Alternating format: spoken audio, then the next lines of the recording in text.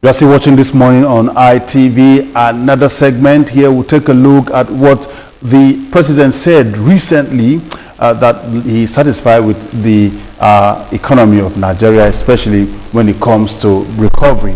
And that particular comment from Mr. President on the economy got so much reaction from a cross-section of Nigerians. Well, as some say, well, what he said is actually in line with what Nigeria is facing when it comes to some stimulation of economic activity. I said, no, the prices of goods and services is still up there, still very high, and nothing has been done. Well, we'll look at these comment through the eyes of a financial expert. Is also the head of Department Banking and Finance, Nasarawa State University, Professor Uche Uwaleke. Very good morning to you. My pleasure. You're welcome. Thanks for inviting me. Prof, I know that as a financial expert that you are, issues on the economy definitely cannot pass you by. You know, what people say, what politicians say, what governments say, you put it on the scale and measure if it's in line with current realities.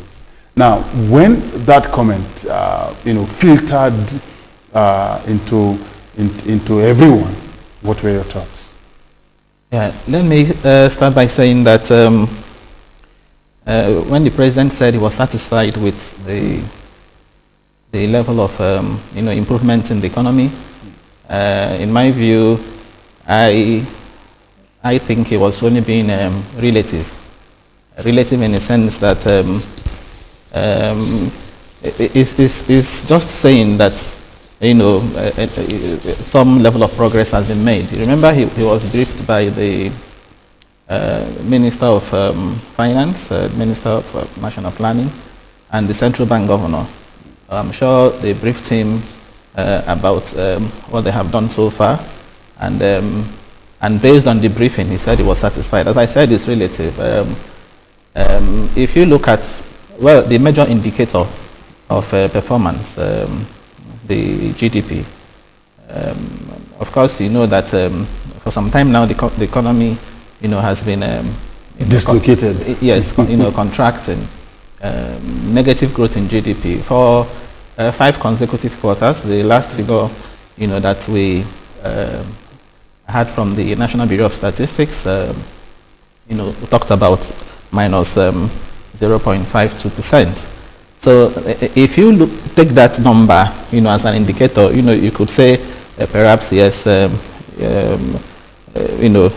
economy is moving forward, considering the fact that year on year it was much higher. The economic recession, at least in technical terms, appears to be, weakening. You also look at some other indicators. Business confidence, for example, you could say is also gradually returning.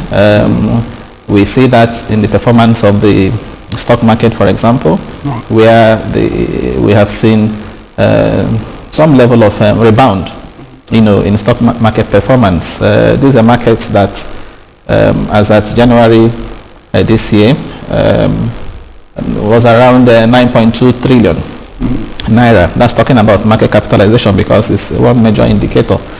Today you find, the market value around nearly 13 trillion. Again, that speaks to the fact that some level of confidence is returning, in the economy. I'm also sure the Central Bank of Nigeria must have briefed the president, about the situation in the foreign exchange market, where we tend to see some form of stability, on the back of improved liquidity, in the foreign exchange market. You notice that we are beginning to see some level of convergence, between the official and the, parallel market rate. So that market for some time now has been stable, relatively stable. I want to qualify that, and that's primarily because of the window the central bank introduced sometime in April, known as the importers-exporters window, or the NAFEX window, and the Nigerian Autonomous Foreign Exchange window, which has led to improved liquidity. You also look at the fact that for some time now, our reserves also appear to be improving. A time was not too long ago when our reserves dropped to as low as $25 billion, $24 billion. At that time, not enough to finance even 4 months of imports, and that was very dangerous. Today, as we speak, the reserves are in excess of $30 billion, and that's more because of the favorable crude oil price in international market. Now, the point I want to make here is this: yes, we have seen some appreciable level of improvement in the economy, but that doesn't mean that we are there yet. If you recall, the target for this year GDP growth rate is 2.19%, and the year is almost winding to a close, and we are still not out of recession. That is, economy still, we don't have the official figure yet, number yet, let alone talking about the positive growth. So we are not yet there. And you also look at this issue of inflation, for example. Yes, headline inflation has been retreating. January this year it was 18.72%. Today we are talking about as at the latest figure released by the National Bureau of Statistics, 16.05. So you could say, yes, it is retreating. But again, you notice that a major component of that consumer price index, talking about the food index, has been rising. So that is enough cause for worry. And if we say, you see, it is the food index that tends to impact more on the generality of the people. People are concerned about the high cost of prices. Of course, now you have moved from technical part of it to what we have in real life situation. But now, if you also look at some index which enables government to know whether or not the economy is performing well, like in our own situation, it's recovery. Now we're talking about recovery before we may now look into whether we have stabilized and maybe on the cruising level. One of the indicators is also capital imported. Now the second quarter is $1.79 billion dollars imported. Is that enough when compared to other well, let me not say developed climes, but countries which are at same level with Nigeria? Yes. Yes, and I very much share your views about the size of the capital importation. Capital importation can be divided into three parts. You have foreign direct investments, you have foreign portfolio investments, and then you have other investments. From what we've been told by the National Bureau of Statistics, as at the end of the second quarter of this year, total value of capital imported, as you rightly said, was estimated to be $1.79 billion. Year on year, about the same period last year, what we had was $1.04 billion. So you could say that's about 43% increase. You could say, well, there was an increase in the level of capital importation. But again, if you look at the size of our economy, over $500 billion economy, a middle income economy, and you look at this $500 billion. Yes, as a last rebasing. Yes, the last rebasing, 510 billion last rebasing exercise. If you compare Nigeria with other middle income countries, peer countries in the same group, you will discover that that figure is pales into insignificance. It's too far too small. Nigeria is still underperforming when it comes to, despite that increase. Despite the of course, it's very, very marginal. Look at Indonesia, for example. Indonesia, as at 2016, recorded just in FDI alone over $29 billion. FDI, a component of the foreign direct investment. Yes, this one I mentioned. India, 40 billion. if you look at the report by the United Nations Conference on Trade and Development, you find that Malaysia the same, Malaysia around 12 billion.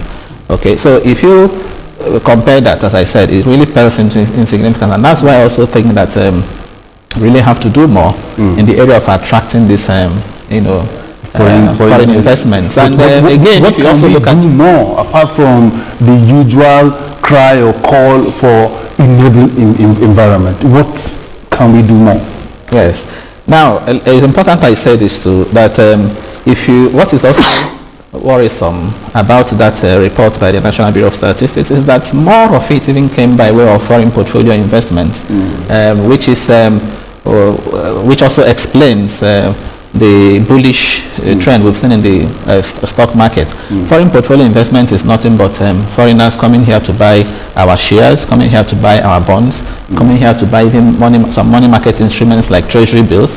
They have shown interest in treasury bills because of the high yield, that treasury bills and these other instruments, these other asset classes, have been offering. So, and the danger in having more of foreign portfolio investment is that foreign portfolio investors are like fair weather friends. They come in at the slightest sign of trouble, they leave. So that is not long-term investment. That one is not sustainable. It doesn't really drive sustainable growth. Okay, because it can even lead to destabilization in the foreign exchange market.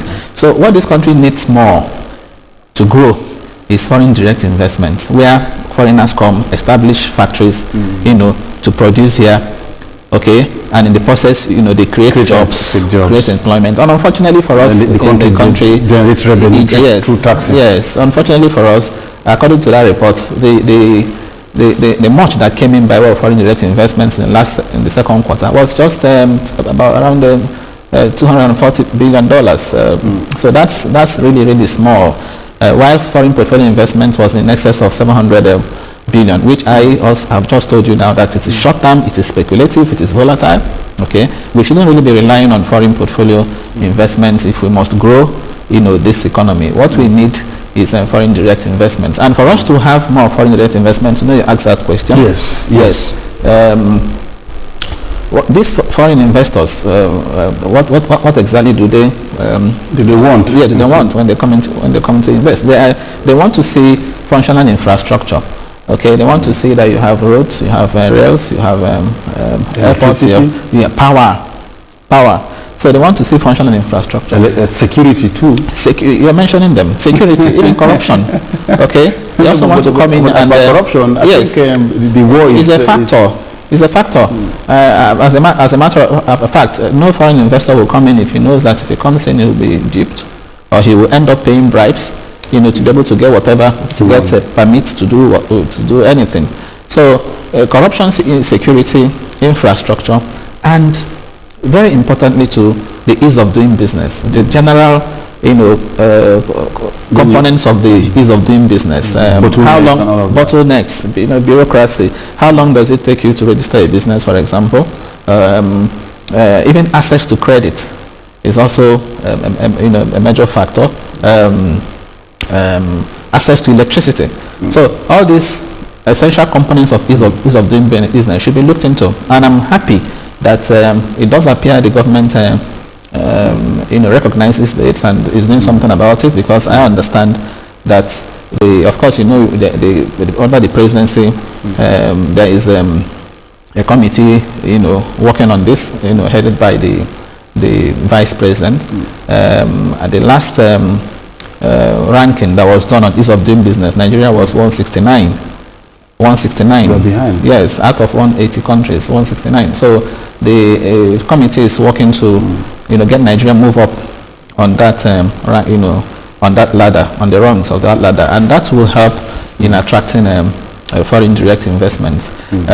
Portfolio investors, as I said, once they see that oil price is going up, okay, they notice they can come in, pick a few things and make profits. They come in and invest. So, and like you said, it's short term. It's short term. Now, volatile. One of the ways you mentioned is access to credit. you and I know that most time you hear the CBN set aside some amount of money for those in agriculture, for those in farming. In fact, for those in mining. Yesterday, the Ministry of Mines and Steel, in collaboration with the Bank of Industry, provided about 7 billion naira to miners. Yes, the money may be there, but assessing it is an issue. Yes, I agree with you. Of course, you don't, even when you make the money available, you are not expected to just, dash people money. Otherwise, they end up not accounting for it. Okay, if I say I have this money for so purpose, I expect you to, come up with justification. Of course, there are criteria. I would have spelled out criteria for assessing those funds. And where an applicant, doesn't meet those criteria, he doesn't get the funds. So I don't subscribe to the fact that because we have funds, people should just get them. Otherwise, the purpose for which they are meant will be, will not be used, and the whole end will be defeated. So the whole idea is getting those people, assisting them to meet up with those requirements. And one of the requirements in most cases will be, coming up with bankable projects, or coming up with let's see your business plan, let's see your feasibility study, for example. Okay, so where those things are not there, you don't expect the funding body to release those funds. So the challenge now is in getting this the banks, the development banks, whether Bank of Agriculture, Bank of Industry, or even the central bank, to assist those people seeking those funds to meet those requirements. And I'm aware that the Bank of Industry, for example, assists people applying for loans to meet the requirements in terms of teaching them how to do business plans, or how to come up with feasibility studies that will enable them get those loans. So access to credit is one, but when we talk about access to credit, the major thing that pops up is this issue of high interest rates. Interest rates are high in the country, and that's also why you find today the major investment vehicle happens to be government securities. People are showing interest in government securities, and more because of the fact that their yields are high. Why would you invest in something that will give you 10, 12, 14% when you can buy treasury bills, for example, and get 16%? That's very huge. Yes, that's very huge, and that's for doing nothing. I know treasury bills are risk-free. Yes. So and these interest rates are high again, partly because of the environment in which we are. The federal government has been borrowing so much from the domestic economy, and where it competes with the private sector for funds, rates keep going up. Now let's look at another index for economic growth or economic recovery. Sometime in March and April, a World Economic Forum brought a report that Nigeria's economy is actually coming out of recession. That as far as they are concerned with the research they do, the study they carried out, there is market expansion and there is increased growth index. Yes. Now, how can you marry these two, especially when you bring the comment of President Muhammadu Buhari, where, of course, he also agreed that the economy is recovering, and the ordinary Nigerian says, no, I disagree, because a measure of Gari used to be 150 naira, is now 350 and is still there. A bag of rice used to be 8,500, now is almost 17,000, and it remains there. The list is endless. Why would you be saying that the economy is recovering? Yeah, thank you. Well, I think you see, Joe, there's no denying the fact that we have recorded improvements here and there.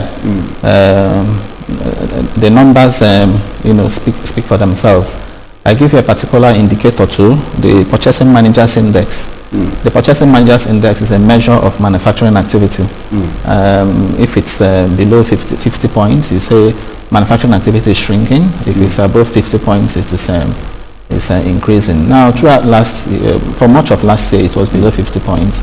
But this year, we have seen the Purchasing Managers Index, in excess of 50 points. So that tells you that manufacturing sector is expanding. So there's no doubt about that. So if you look at, I've earlier mentioned the issue of the exchange rate, which has been stable. So and the fact too, and that is also an issue, because when things increase, within this period, particularly in the last 11 months, the blame was on dollar. Everybody is saying dollar has increased. Yes, what we're saying is dollar has increased. Yes. The woman who says for the says dollar has increased. Yes. Now the dollar is going down. Why the price is still high? Yes, what we're saying is the pass-through effect of the exchange rate. Again, the pass-through effect has also been seen in the retreating headline inflation. I just told you that in January it was 18.72%. Today is 16.05%. Now, to address the issue you mentioned, which concern many Nigerians. Yes, Nigerians are right, when they say that they can't really feel it, and that's because the nature of the economy has to come out of recession first. It's been contraction, negative growth in GDP. You have to first record positive growth, and even when you record positive growth, you may not really begin to see the impact, because of the fact that population growth rate is at 3%. So until you have a growth rate that is in excess of 3% before you can begin to feel the impact. So even when we have positive growth rate in GDP, until it exceeds 3%, we really may not see this impact. You see, the government said last year they spent 1.3 trillion on capital expenditure. And Nigerians are saying that it's not commensurate. Yes, it still boils down to what we are saying. It's like a drop, before you can begin to say these things, you really have to have do you agree with that figure? A critical. No, the figures don't lie, numbers don't lie. If that is what they have spent, what was spent, or what was cash backed, released and cash backed, okay, the figures will be there. But again, because of the huge deficit we have in infrastructure, stock in this country, that amount is just a tiny drop. Okay, so the point, let me quickly make this point. Right. The point I want to make is the fact that, yes, the nature of the growth we are having, we have to be careful that we don't, have a repeat of the type we had in the past, where we had growth without, the growth that was not inclusive, the growth that, didn't lead to jobs, growth without jobs. So if you are growing and it is not affecting the generality of the masses, okay, so you have that challenge.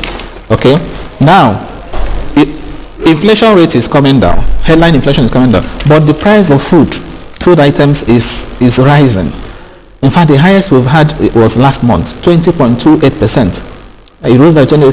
So that tells you that a lot still needs to be done, especially in the area of agriculture that employs a large number of the working population, agriculture that contributes about 20-24% of GDP. So we need to do more in that area to affect a larger greater number of people. Okay, why should the cost of, if you read that report said the food prices, the food index rose primarily as a result of rise in the price of bread, fish, yams and other tubers. So why should that be the case in this country with all our all the endowments that we have? Okay, so that is the area I would like this government to look into, agriculture, because if we don't do that and food prices keep rising, unemployment also keeps rising, then whatever growth you are having will be non-inclusive growth, because what it means is that you are growing and at the same time the misery index The poverty index is rising. Which is unemployment. Yes, misery index is inflation and unemployment. So if these two of them are going up, whereas the economy is appear to be growing, then there's a problem, which is the area I would like the government to turn their attention now to. Now that you brought agriculture into this, many people have also said this. The issue is not about saying it. The issue is what can we effectively do to achieve the desired objective or aim. The Minister of Agriculture recently spoke to the management of the 3 major universities of agriculture we have, that they should make agric attractable to the youth. And you know that the desire now is to be an engineer, work in OFM, to be a medical doctor, job is ready, people are always getting sick, to be an accountant and collecting money and people really don't have the flair to read courses like agriculture. Even if they do, they don't want to practice it. What can we do? Well, to speak to that directly, let me quickly say that I agree with the idea of having universities of agriculture, colleges of agriculture, concentrate on agriculture, as opposed to university of agriculture, mounting a course like law, for example. For me, I agree with those who say that that is a distraction. For us, maybe in future, those things can come, but for now, we need to concentrate, those institutions need to concentrate on their core mandate, and that's agriculture. One thing again we need to do, if we must get that sector to have traction, is to make studying agriculture tuition free. Yes, let us, when we have this university of agriculture, and we get them to concentrate on their core mandate. So whoever wishes to study agriculture should do that on scholarship, on federal government scholarship. By the time we give scholarships to those doing agriculture in our universities and our colleges of education, this country can afford it. You will now see a good number of people showing interest in agriculture. Then what about practicing it? No. By the time you have done the course, gone through a 5-year program in agriculture, as you're finishing, the government also has some incentives, something to also make you practice it, either by way of giving you some funds. You come together as a group, okay, and then maybe in partnership, and then government gives you funds to do whatever. Now, having said that, let's recognize the fact that agriculture in this country has 4 subsectors. You have the crop production, you have fishing, you have livestock, you have forestry. We need to pay attention to this. And the first step is for us to recognize that agriculture is one veritable avenue for diversifying this economy. I've given you the potentials, the contribution to GDP, the number of people it employs. Unlike oil, the oil sector, accounts about 10% of GDP, but employs less than 5% of the working population. That's the oil sector, and that's, if you look at the capital importation report by the National Bureau of Statistics, the last one, it says that the second highest foreign investments we had was in the oil and gas sector. So each time we have foreign investments, they go to oil and gas, and yet we can't see and that's because and which takes me to the last question in this segment, which is, so we need to fund agriculture. That's the point I was making. Just if you look at the 2017 budget, only 92 billion naira was allocated to agriculture. Is that significant? It's not. That's what I'm saying. We need to give attention to that to that area. And again, one other thing I think we're also doing wrong, not getting right, is this idea of because of our desperation to get foreign exchange, we tend to do things we shouldn't be doing now. I don't think we should be exporting yams now. We shouldn't be exporting food, all these food crops now. But it appears we have it in excess. Do we? If we had yams in excess, then why would the tuber of yam cost as much as 1,000. The other day, I drove my wife to the market for the first time in many months, and I was shocked. A tuber of yam, was she bought it for 900 naira. And the economy is said to be recovering. And we are exporting. And the economy is said to be recovery. And we are exporting yam, so we shouldn't be exporting, this thing until we attain some level of comfort, self-sufficiency in the production of these food crops. We shouldn't export them. That's my view. Okay, Prof, before we go, let's take the last one, which is your assessment on the performance of the Vice President. He heads the economic team. What is your assessment? Is he doing well?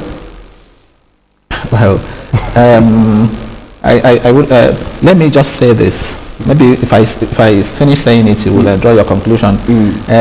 There are three things this administration set out to do when they came into power: security, corruption, and the economy. Okay, perfect. If you look at the two people,